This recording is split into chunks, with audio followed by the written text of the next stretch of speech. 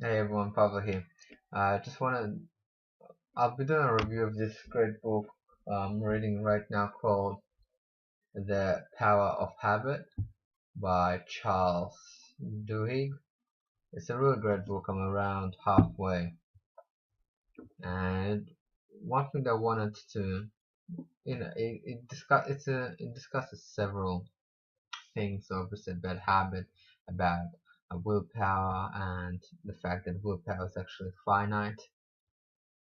They mentioned that they did experiments to see people's willingness to do certain tasks throughout the day, and they were gauging whether after some hard work people are more willing to continue with the work or rest up in terms of the mental uh, kind of tenacity or mental drive, so willpower.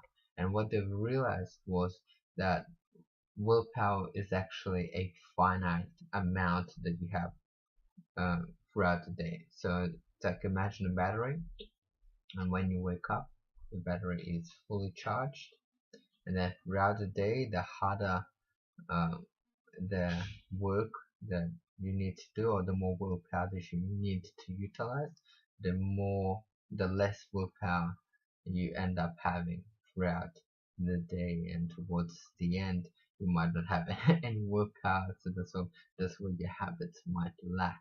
Say for example, you told yourself you want to begin to uh, go to the gym and eat healthily, but you left it till the afternoon and the evening.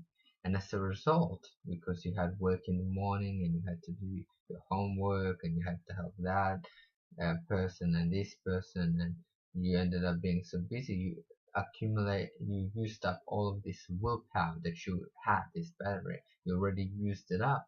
And so when it comes time to using the willpower to create a new habit of going to the gym, say for example, you have no more willpower left, so the battery is pretty much drained.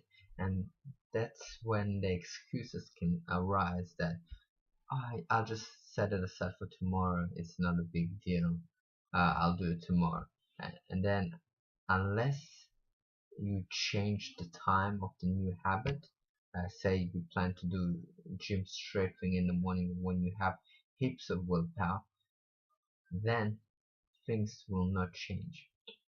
So what you want to do, and this is how successful people do it, is you want to use that finite willpower to create positive and result driven habits.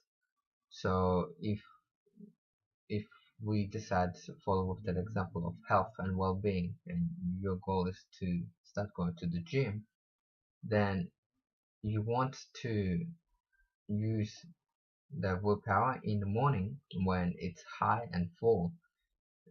You want to use it to work on going to the gym and doing the workouts, and so applying the willpower that you promise yourself you're gonna do it, and you go out there, go to the gym and start working out, and then you repeat that process. And eventually what will happen is you end up using less and less willpower because it becomes a habit. And just like brushing our teeth and having a shower and all of these habits that we already unconsciously do, we don't spend lots of energy thinking about it. It's a straight decision. Okay, I'm just doing it right now, that's it. So that's what you want to happen. You want to change, you want to use the finite willpower that you have to create successful habits that will get you through to the to achieving success, pretty much. So use finite willpower, go to the gym for example, repeat the process until going to the gym is no longer a decision you have to make, but it's just a part of your lifestyle. And then use the finite willpower again to create a different habit, and then repeat the process again and again. That's pretty much it. Start small. The Charles Duhigg calls this the keystone habit. So it's usually one core habit that you change or slightly differ, and then in the long run it can have a dramatic effect on changing your lifestyle. For example, people smokers. He was talking about people who used to smoke, and he was wondering why they quit. I mean, they used to smoke for 5 to 10 years, and then all of a sudden they quit. And so what happened was, in the study, in the research that they were doing, they did an experiment, and so they gave those smokers, they gave a little journal, and they told them to write down all the food that they usually eat, because the smokers want to lose some weight too. And of course, some people applied the knowledge.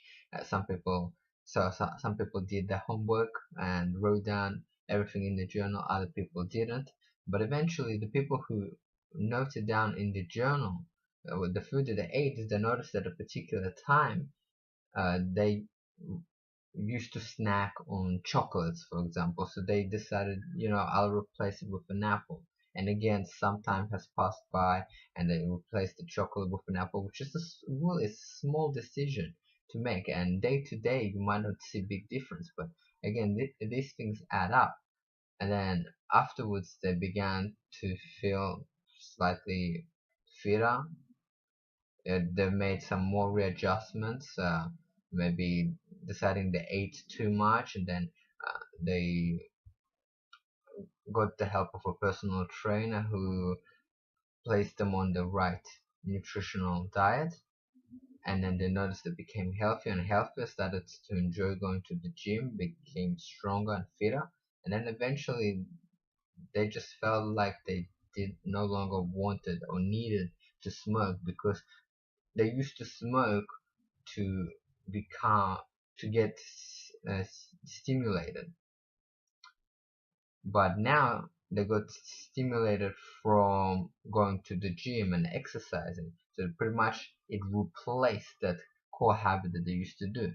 So so the key habit was they used to smoke, and as a result that had an effect on all of the lifestyle and all of their life. Pretty much all of their habits were congruent to smoking.